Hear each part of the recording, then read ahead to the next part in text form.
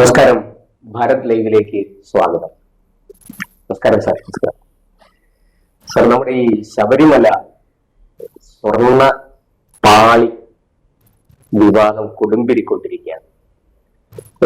ഭക്തർക്കും നമ്മുടെ നാട്ടിലെ സാധാരണ പൗരന്മാർക്കും എല്ലാം വലിയ സംശയം ജനിപ്പിക്കുന്ന ഒരുപാട് ദുരൂഹതകൾ ഇതിന്റെ പുറകില് ഇപ്പോൾ ഒന്നൊന്നായിട്ട് ഇങ്ങനെ പുറത്തു വന്നുകൊണ്ടിരിക്കുകയാണ്. വാസ്തവത്തിൽ അവിടെ എന്താണ് സംഭവിച്ചത്? ഈ പറഞ്ഞതുപോലെ സ്വർണ്ണപ്പാളി അവിടുന്ന് കടത്തിയിട്ടുണ്ടോ? ഈ പറഞ്ഞതുപോലെ ഇവര് ചെമ്പുപാളിയാണോ സ്വർണം പൂശാൻ കൊടുത്തത്? പലരും പലതും പറയുന്നു. ഈ പലതിൽ നിന്ന് സത്യം വേർതിരിച്ചെടുക്കാൻ, ഈ പറഞ്ഞതുപോലെ സ്വർണത്തെ നമ്മൾ അരിച്ചെടുക്കുന്നത് പോലെ ഈ സത്യം നമുക്കൊന്ന് വേർതിരിച്ചെടുക്കാൻ നമുക്ക് കഴിയുന്നില്ല. ഈ സാധാരണ നമ്മൾ പറയാറുണ്ട്, സത്യത്തിന്റെ മുഖം സ്വർണപാത്രത്തിന്റെ മൂടി കൊണ്ട് മറയ്ക്കപ്പെട്ടിരിക്കുന്നു. ഹിരൺമയേന പാത്രേണ സത്യസ്യ വിഹിതം മുഖം എന്നൊരു ഉപനിഷത്ത് മന്ത്രം തന്നെ. അത് ഇപ്പൊ സത്യത്തിന്റെ മുഖം സ്വർണപാത്രം കൊണ്ട് മൂടപ്പെട്ടിരിക്കുന്നു എന്നാണ്. ഇവിടെ അയ്യപ്പനെ ഈ പറഞ്ഞ പോലെ സ്വർണപ്പാളി കൊണ്ട് അയ്യപ്പന്റെ സത്യത്തെ മൂടിയിരിക്കുകയാണോ? എന്താണ് ശബരിമലയിൽ സത്യത്തിൽ സംഭവിച്ചിരിക്കുന്നത്? ഈ ഭൗതികമായ എല്ലാ സുഖസൗകര്യങ്ങളും ആഡംബരങ്ങളും രാജപദവി തന്നെ ഉപേക്ഷിച്ച്, ശ്രീബുദ്ധനെ പോലെ രാജപദവി തന്നെ ഉപേക്ഷിച്ച് കാനനവാസനായിട്ടിരിക്കുന്ന, ഭസ്മവും പൂശി കാനനവാസനായിട്ടിരിക്കുന്ന ശാസ്താവാണ്. അതെ, അദ്ദേഹത്തെ സംബന്ധിച്ചുള്ള ഇതൊന്നും വിഷയമല്ല. അയ്യപ്പനെവരാരും പുറകെ പോകാനും ശവിക്കാനൊന്നും പോകുന്നില്ല. പക്ഷെ ഇദ്ദേഹത്തിന്റെ കുറെ ചാത്തന്മാരുണ്ട്. ഇദ്ദേഹത്തിന്റെ സെക്യൂരിറ്റി ആയിട്ടൊക്കെ അവിടെയുള്ള ചെറിയ കരുത്തസ്വാമി, വലിയ കരുത്തസ്വാമി, അങ്ങനെയൊക്കെയുള്ള ബാബുരൻ. അപ്പൊ ഇവരൊക്കെ ശിവഭൂത ഗണങ്ങളാണ്. ഈ ഭൂതനാഥൻ എന്നുള്ള ഒരു പേരും കൂടെ അദ്ദേഹത്തിനുണ്ട്. അപ്പം ഈ ശിവന്റെ ഭൂതഗണങ്ങളുടെ എല്ലാം നാഥനും കൂടെയാണ്. അപ്പൊ അദ്ദേഹത്തിന് ഇതിനകത്തൊന്നും കൈയില്ല. പക്ഷെ ഈ ഭൂതഗണങ്ങള് അവിടുന്ന് ആരെങ്കിലും എന്തെങ്കിലുമൊക്കെ എടുത്തോണ്ട് പോയി കഴിഞ്ഞാൽ പുറകെ പോകുമെന്ന് പണ്ടൊരു വിശ്വാസമുണ്ട്. അതുകൊണ്ട് ഇപ്പൊ ശബരിമലയിൽ നടയിൽ കിടക്കുന്ന പൈസ ആണെങ്കിലും ആരും തൊടില്ല. അപ്പൊ ഇവിടെ ഇത് വളരെ സിമ്പിൾ ആയിട്ടുള്ള ഒരു പ്രശ്നമാണ്. ചിലപ്പോൾ ചില സിനിമകൾ കാലത്തിന് മുമ്പേ നടക്കുന്നു എന്ന് നമുക്ക് തോന്നാറുണ്ട്. ചില നോവലുകളൊക്കെ കാലത്തിന് മുമ്പേ നടന്നതാണ്. ഇപ്പൊ ഇവിടെ ഒരു സിനിമ കാലത്തിന് മുമ്പേ നടന്നതാണ്. ഒരു CBIയുടെ ഒരു മമ്മൂട്ടിയുടെ ഒരു കഥ നടന്നു. അതിലും ഏകദേശം ഇതേ കാര്യങ്ങളൊക്കെയാണ് നടന്നിരിക്കുന്നത്. ആ പറഞ്ഞിരിക്കുന്നതിലുള്ള കാര്യങ്ങൾ തന്നെയാണ് ഇവിടെ നടന്നിരിക്കുന്നത്. ഇവിടെ യഥാർത്ഥത്തിൽ സംഭവിച്ചിരിക്കുന്നത്, ഈ സെന്തിൽനാഥ് എന്ന് പറയുന്ന എറണാകുളം സ്വദേശിയോ അദ്ദേഹമാണ് ഈ നമ്മുടെ വിജയ് മല്ലയ്യ സ്വർണം പൊതിയാൻ, വിജയ് മല്ലയ്യ സ്വർണം പൂശാനല്ല പൈസ കൊടുത്തത്, വിജയ് മല്ലയ്യ സ്വർണം പൊതിയാനാണ് പൈസ കൊടുത്തത്. ഈ പൊതിയുന്നതും പൂശണവും തമ്മിൽ ഒരുപാട് വ്യത്യാസമുണ്ട്. പൂശുക എന്ന് പറയുമ്പോഴത്തേക്ക് നമ്മുടെ സ്പ്രേ പെയിന്റ് മാതിരിയുള്ള ഒരു ആക്ടിവിറ്റിയാണ്. പക്ഷെ അത് ഇലക്ട്രോളിസിസ് ഇലക്ട്രോ പ്ലേറ്റിംഗ് ആണ് ചെയ്യുന്നത്. ആ പ്ലേറ്റിംഗും ഈ പൊതിയിലും തമ്മിൽ ഈ മീഡിയയിൽ പലയിടത്തും കൺഫ്യൂഷൻ ഉണ്ടായതായിട്ട് നമുക്ക് തോന്നുന്നു. ഇപ്പൊ സ്വർണം പൂശിക്കഴിഞ്ഞു കഴിഞ്ഞാൽ അതിൽ നിന്ന് ആ സ്വർണം എക്സ്ട്രാക്ട് ചെയ്തെടുക്കുക, തിരിച്ചെടുക്കുക വലിയ പാടാണ്. കാര്യം അതിനകത്ത് വളരെ നിസ്സാരമായിട്ടുള്ളത് മതി. ഗോൾഡ് പ്ലേറ്റിങ്ങിന് 30 കിലോയുടെ ഗോൾഡിന്റെ ആവശ്യമൊന്നുമില്ല. പിന്നെ ഇപ്പൊ ശബരിമലയിൽ തന്നെ അല്ലെങ്കിൽ റിസർവ് ആയിട്ട് തന്നെ 100 കണക്കിന് കിലോ സ്വർണ്ണം അവിടെ ഉണ്ട്. അപ്പൊ അയ്യപ്പനൊന്നും പാടുള്ള കാര്യങ്ങളല്ല. അതെ. അപ്പോ ഈ സ്വർണം പൊതിയാനാണ് വിജയ് മല്ലയ്യ 30 കിലോ സ്വർണം അവിടെ കൊടുത്തത്. അന്നത്തെ വിലയ്ക്ക് തന്നെ അത് 18 കോടി രൂപയ്ക്ക് ഉള്ള സ്വർണ്ണമാണ്. ഇന്നത്തെ വിലയ്ക്ക് അതിന്റെ എത്രയോ മടങ്ങായിട്ടാണ്. അപ്പോ ഈ സ്വർണം പുള്ളിക്കാരൻ കൊടുത്തത്, ഈ മീഡിയയിൽ പലപ്പോഴും സ്വർണം പൂശി സ്വർണം പാളി എന്നൊക്കെ പറയുമ്പോഴത്തേക്ക് തമ്മിലുള്ള വരെ കൺഫ്യൂഷൻ വളരെ ലളിതമാണ്. ഈ സ്വർണം പൊതിയുക എന്ന് പറയുമ്പോഴത്തേക്ക് സ്വർണത്തിനൊരു പ്രത്യേകതയുണ്ട്. സ്വർണം വലിച്ചു നീട്ടി നമ്മുടെ പേപ്പറിന്റെ പകുതിയോളം കനത്തിൽ പോലും നമുക്ക് ആക്കാൻ പറ്റും, തകിടാക്കി. അതിനേക്കാളും വളരെ ഏറ്റവും നേർത്ത രീതിയിൽ അതിന്റെ തകിടാക്കാം എന്നുള്ളതാണ് സ്വർണത്തിന്റെ ഏറ്റവും വലിയ പ്രത്യേകത. അതിന് ഇത്രയും വിശേഷതയാണ്.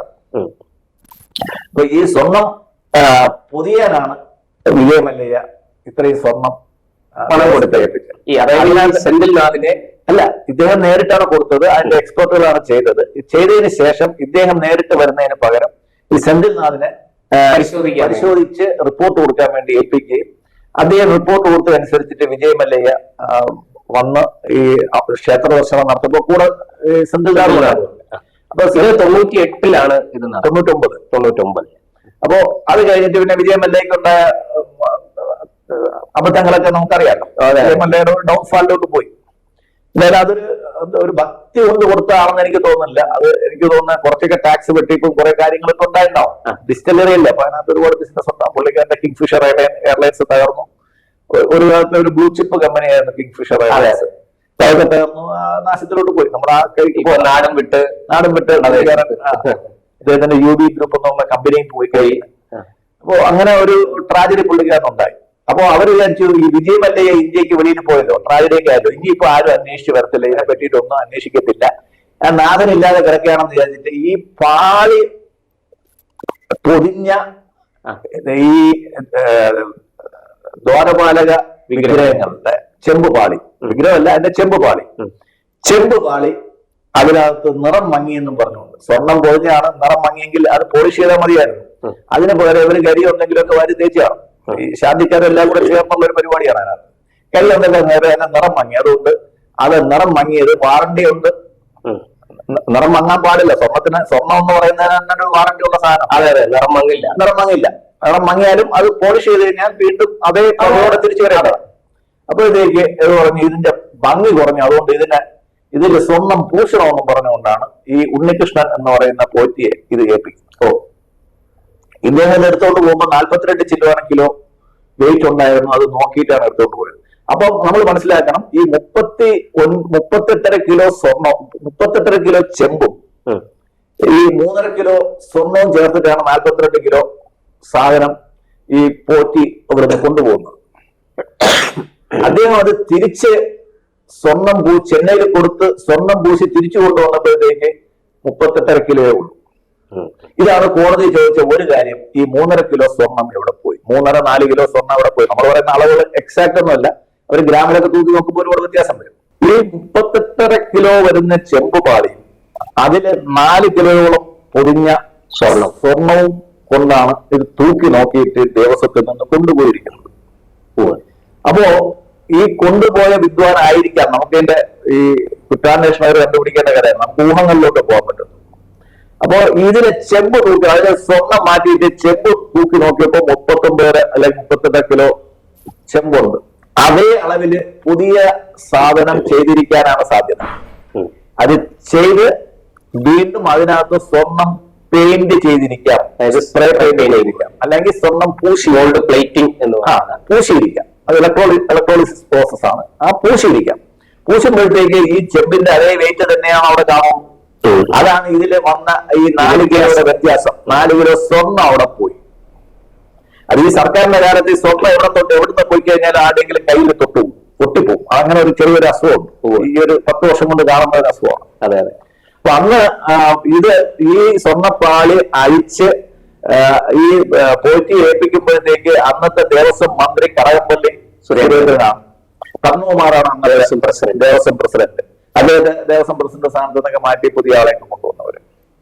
അപ്പൊ ഈ കടകംപള്ളിയാണ് ഇതിനകത്ത് ഉത്തരം പറയേണ്ടത്. നിങ്ങൾ കൊടുത്തപ്പോഴത്തേക്ക് ചെമ്പ് പാളിയാണോ കൊടുത്തത്, അതോ സ്വർണം പൊതിഞ്ഞ പാളിയാണോ കൊടുത്തത് എന്നാണ് ആദ്യത്തെ കൺഫ്യൂഷൻ. അതിന് ഉത്തരം പറയണം. ഈ CBIയുടെ സിനിമ വന്നപ്പോഴത്തേക്ക് വിഷയമായിരുന്നു, ഇത് തിരുവാഭരണം കൊണ്ടുപോയി അതേ രീതിയിൽ അതേ അച്ചില് അത് ചെയ്ത ആളെ കൊണ്ട് ഡ്യൂപ്ലിക്കേറ്റ് തിരുവാഭരണം ഉണ്ടാക്കി അത് ഗോൾഡ് പ്ലേറ്റ് ചെയ്ത് കൊണ്ടുവച്ചതായിരുന്നു കറ. അത് തന്നെയായിരിക്കണം ഇവിടെയും സംഭവിച്ചിരിക്കുന്നത്. അതായത് ഒറിജിനൽ പാളി ഇവിടുന്ന് കൊണ്ടുപോയിട്ട് അതിനകത്തുണ്ടായിരുന്ന സ്വർണം ഇളക്കിയെടുക്കുക, ഇല്ലെങ്കിൽ അത് വേറെ വെച്ചിട്ടുണ്ടാവും. എന്നിട്ട് അതേ അളവിലും അതേ തൂക്കത്തിലും, സ്വർണം കഴിച്ചുള്ള തൂക്കത്തില് ചെമ്പ് പാളി ഉണ്ടാക്കി അതിനെ ചെന്നൈയില് ക്രിയേറ്റീവ് ആർട്സ് എന്ന് പറഞ്ഞുകൊണ്ടുള്ള ഒരു കമ്പനിയിൽ കൊടുത്തിട്ട് അതിൽ സ്വർണം പൂശി തിരിച്ചു കൊണ്ടുവച്ചതാണ് അവസ്ഥ. ഇത് നമ്മൾ ആരും അറിയുന്നില്ല. ഇവിടെ വിഷയം വരുന്നത് ഇവിടെ ഒന്നുമല്ല. സാധാരണഗതിയിൽ നമ്മൾ പറയാറുണ്ട് വാദി പ്രതിയായിരുന്നു. ഇവിടെ നേരെ തിരിച്ചാണ് സംഭവിച്ചത്. പ്രതി വാദിയാകാൻ നോക്കിയപ്പോഴത്തേക്കാണ് പ്രതിയായത്. യഥാർത്ഥത്തിൽ പ്രതി വാദിയാവാൻ ശ്രമിച്ചു. അപ്പോഴത്തേക്കാണ് അയാൾ പ്രതിയായത്. അയാളെ സഹോദരിയുടെ വീട്ടിൽ നിന്ന് തന്നെ കണ്ടെടുത്തു. ഇതില് ഏറ്റവും വിചിത്രമായ ഒരു സംഭവം, ഒരു 100 രൂപ പോക്കറ്റടിക്കാരനെ കണ്ടു കഴിഞ്ഞാൽ അപ്പോ FIR ചെയ്ത് 14 ദിവസം റിമാൻഡ് ചെയ്യുന്നതാണ് നമ്മളെ കോടതി, നിയമ സംവിധാനവും പോലീസും.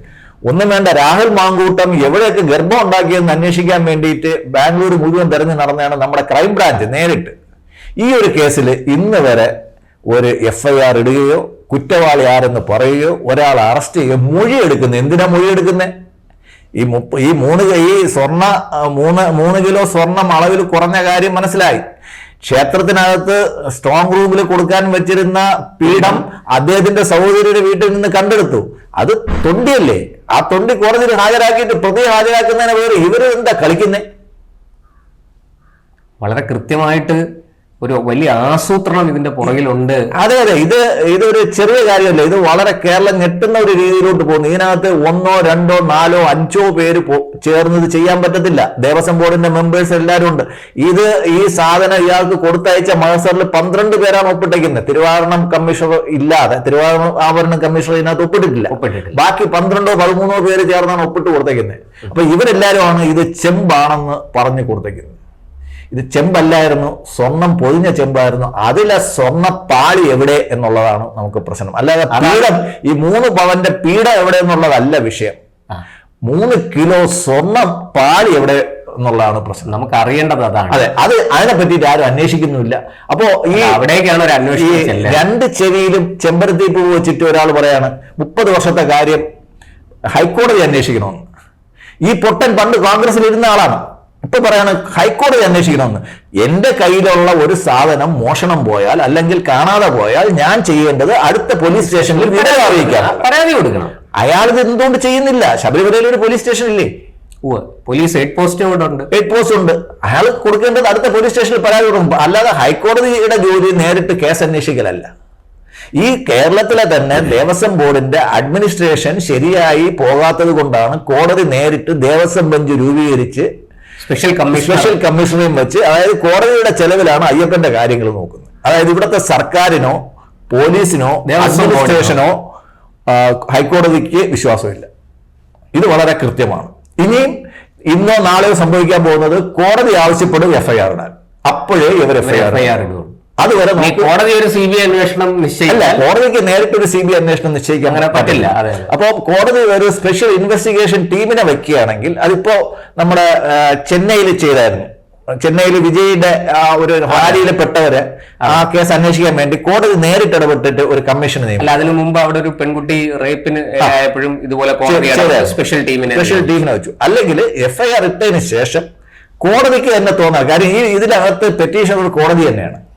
കോടതി സ്വമേധയാ കേസെടുക്കും പോലെയാണ്. അതെടുത്തിട്ട് കോടതിയിലെ അപ്പോഴത്തേക്ക് കാര്യം രസം എന്ന് വെച്ച് കഴിഞ്ഞാൽ, ഈ ഭരിക്കുന്ന പാർട്ടിയോ എതിർകക്ഷിയോ ആരെങ്കിലും ഇതുവരെ ഒരു CBI അന്വേഷണം ആവശ്യപ്പെട്ട് കോടതിയിൽ പോയിട്ടില്ല. കോടതിക്ക് ഇവിടെ എഫ്ഐആർ പോലും എഫ്ഐആർ ഇട്ടാലേ CBI അന്വേഷണം ഇടാൻ പറ്റത്തുള്ളൂ. മാത്രമല്ല, ഇതിനകത്തൊരു പ്രത്യേകത എന്ന് വെച്ച് കഴിഞ്ഞാൽ, ഇതിലെ ഈ കാണാതെ പോയ സാധനങ്ങൾ ബാംഗ്ലൂർ പോയിട്ടുണ്ട്. അത് കേരള പോലീസിന്